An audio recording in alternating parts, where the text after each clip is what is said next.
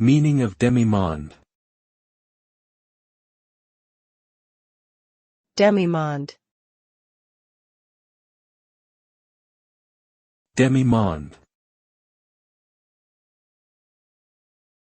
Demi-monde.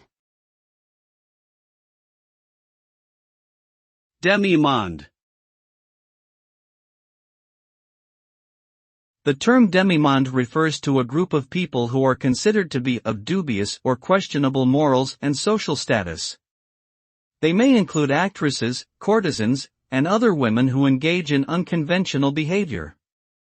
In the 19th century, the demi-monde was seen as a subculture that existed outside of mainstream society, and was often romanticized in literature and art.